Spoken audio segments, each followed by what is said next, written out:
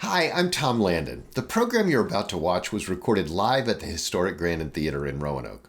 Since we started the Echo channel, we've made every effort to record as many Hoot and Holler storytelling shows as we can.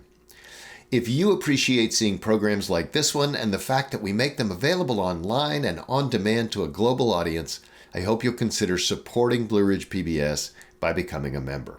These programs aren't cheap to produce, and we're actively seeking underwriting to support the recording, editing, and distribution of Hoot and Holler so that we can continue to make these heartfelt and personal tales available to those who are unable to attend them live.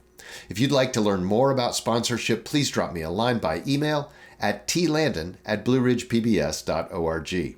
And enjoy the show. Blue Ridge PBS and Echo present Hoot and Holler, a live storytelling event recorded at the historic Grandin Theater in Roanoke, Virginia. Hello, Roanoke. How's everybody? Good. How about this bat crazy world we're in? Isn't it good to be here tonight? I love that Lee has created a love nest for us to dwell in. And when I think about this love nest, I think about the love nest I grew up in and the people who shaped my life and taught me how to be a loving person. So I want to tell you a little bit about that tonight. On an afternoon, 24 years before Dr. Martin Luther King Jr. uttered his nation-changing dream, a photo depicts a little black boy named Eddie and a little white boy named Billy, sitting side by side with Billy's dog Tiger in between them. Little did they know they were already revealing part of the dream. I don't know if you remember, but Dr. King said one time, "I have a dream that little black boys and girls and little white boys and girls will join hands together."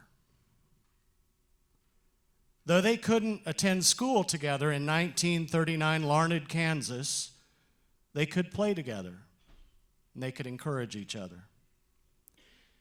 And when they grew older and were in high school, and when Eddie worked at the local cafe and Billy could eat in the front, but Eddie could not, Billy would go back in the alley and he would sit with Eddie where they could eat and talk together. Billy is my dad.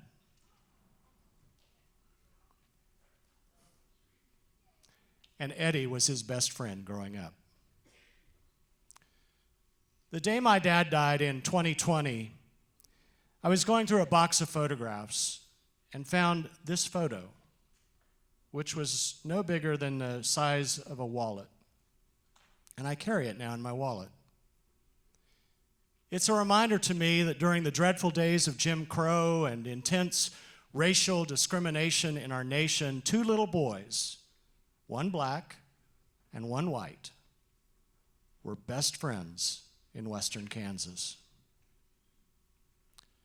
This memory came alive for me again recently when I was rereading Martin Luther King's essay called The World House.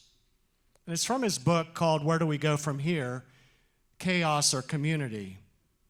Thank goodness that was just back, 60 years ago? It surely isn't timely for today.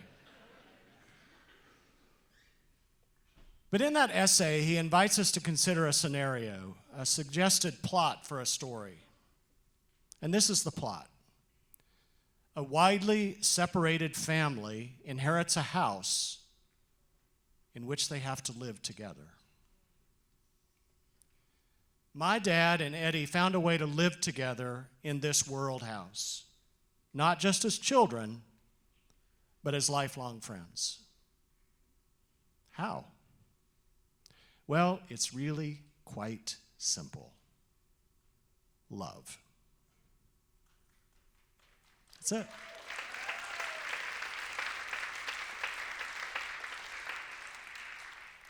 My dad was raised in love.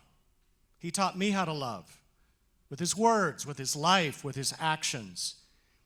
He taught me that whether fighting the corrosive evil of racism the grave problem of poverty, or bending the arc of justice to find an alternative to war and human destruction. We are all called to a greater and deeper turning to the one true source of what can transform our character and work toward justice. And that is love. I believe our greatest calling as human beings is to love one another by honoring and celebrating what makes us unique, and by discovering what we can create together, because only love has the power to truly transform. And when we start from a place of love, we can do anything. We can face our greatest challenges and transform them into possibilities. We can look our most daunting fears in the eyes and transform them into moments of awe. We can turn our clenched fists into open hands.